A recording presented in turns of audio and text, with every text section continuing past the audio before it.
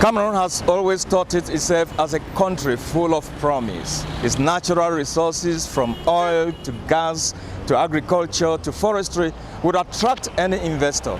But Cameroon is also a country lacking in promise because all these natural resources have remained so far only in potential.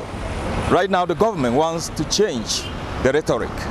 The Yaounde International Business Forum was a perfect occasion for Cameroon to tell the world that the investment climate in the country was inviting, that Cameroon has the desired natural resources that need to be tapped, and that the country was blessed with the qualified manpower investors could easily make use of.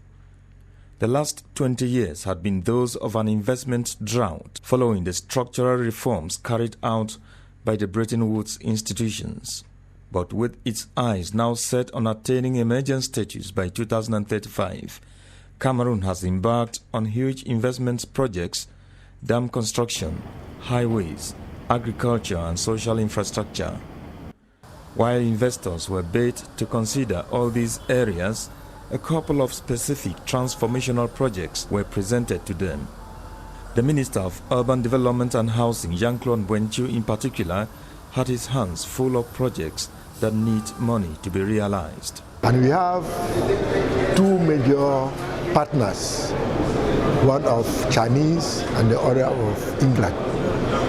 We signed a memorandum of understanding with the Chinese for doing 3,500 housing for the second phase, because the first phase they are doing 1,500 housing in Douala, Yaounde, Limbe, Bafoussa, Saint-Melima and Bamenda.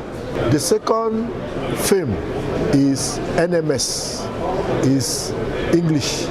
We have signed a memorandum of understanding for 10,000 housing, and the problem is very fast than the Chinese because the document is now with the Ministry of Economics and the Ministry of Finance for the problem of convention of financing.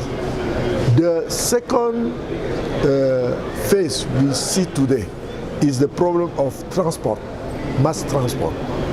Another problem was the problem of Bamenda bus station, and the delegate came himself and is presented to the investor. The third problem was the problem of the Limbe Council want to be more attractive, 35 hectares, and with hotel 5 stars, and it was very, very, very important and a very big project. The investor said that you have to look it very carefully because it's a great project. In a country where 70% of the urban population lives in squatters, improving the country's housing crisis has become an ambitious priority for the government. Minister Mbwenchu used the Yaounde Come Together to lay the case for the development of low-cost housing, a project readily welcomed by the British urban infrastructure construction firm NMS Infrastructure, ushering in hope that the Cameroon housing problems may at long last be put to rest. Right, the financing is being actually provided up to 85% by the British government, and the package that is being put into place is highly attractive, a very sustainable long-term loan for Cameroon. There will be a local element to the loan as well, which will be carried out by an African bank. The housing challenge has been a thorny issue for Cameroon, a country with a population growing at 2.6% per year, with an urbanization rate of 6.5% and with an urbanized population of 54%. Such urban statistics make the housing challenge much more acute. In fact, Cameroon will need to construct at least 1 million homes over the next 5 to 10 years to cope with a fast-growing and urbanizing population. Looking at the openings, the British infrastructure development firm seems not in any hurry to leave once they get started. Actually, we're quite experienced of doing infrastructure projects in Africa. We have several projects underway in Ghana, building housing and hospitals. So we'd like to think that many of those issues have been anticipated.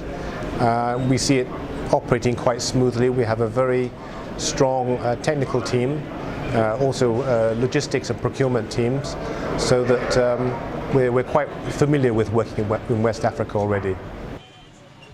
But for Cameroon to go anywhere with its economy, there are certain loopholes that need to be filled. I believe now there are serious challenges also to Cameroon and to other countries in Africa.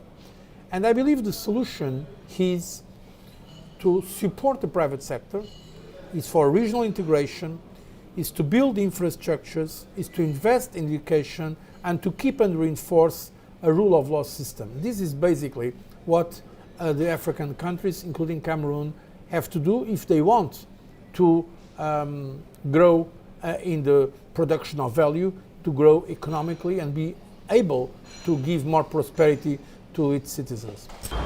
With all this, a future of rising prosperity for Cameroon is much likely to happen, but this will be contingent on efforts to continue to improve the country's investment climate.